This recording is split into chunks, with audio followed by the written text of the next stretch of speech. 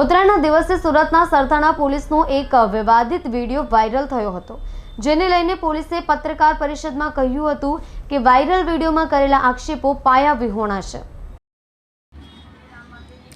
હાલમાં 14મી જાન્યુઆરી એટલે કે ઉત્તરાયણના દિવસે સોશિયલ મીડિયામાં એક વિડીયો વાયરલ થયો હતો, જે વિડીયો સરથાણા પોલીસના નામથી વાયરલ થયો હતો અને આ વિડીયો વિશે કહેવામાં આવ્યું હતું કે સરથાણા પોલીસના માણસો નજીકમાં જ પતંગની દોરી તેમજ પતંગ લેવા એક દુકાને ગઈ અને દોરી તેમજ પતંગ ખરીદી રૂપિયા નહીં આપી દુકાનદારને માર માર્યો હોવાનું દર્શાવવામાં આવ્યું હતું। જે અંગે સરથાણા પોલીસ સ્ટેશનમાં મદદનીશ પોલીસ કમિશનરે એક પત્રકાર પરિષદ યોજી કહ્યું કે વાયરલ વિડીયોમાં કરેલા આક્ષેપો પાયાવિહોણા છે। વધુમાં તેઓ શું કહે છે, આવો જાણીએ।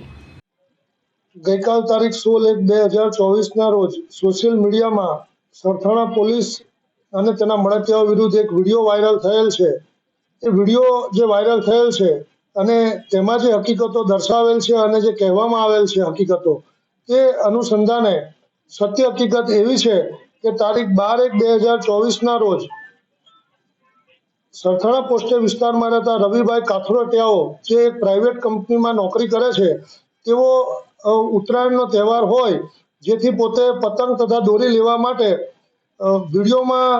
જેના વિશે કહેવામાં આવેલ છે એવા રાજુભાઈ લાલજીભાઈ ગજેરાની દુકાન ઉપર જઈ અને પોતે પતંગની દોરી અને ફિરકો લીધેલ અને જેનું બિલ પણ આપવામાં આવેલ અને બિલના પૈસા પણ તેઓને આપેલ। ત્યારબાદ આ રવિભાઈ કથરોટિયાઓ પોતાના કોઈ અંગત કામસર સુરત છોડી અને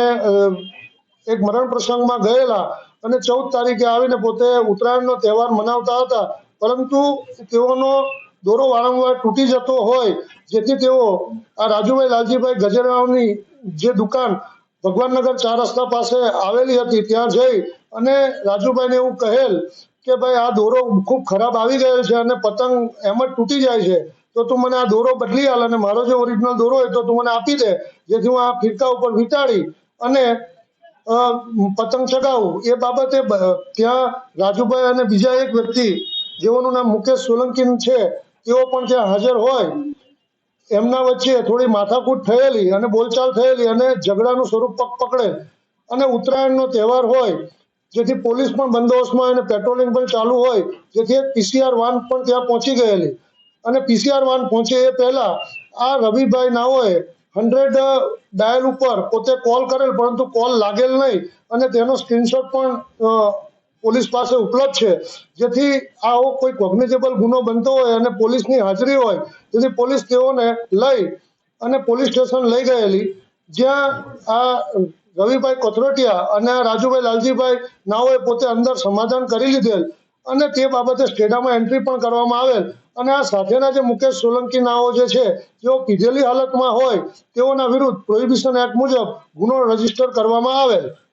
અને આ વિડીયોમાં જે આક્ષેપો કરવામાં આવેલ છે એ બિલકુલ પાયાવિહોણા અને તદ્દન ખોટા છે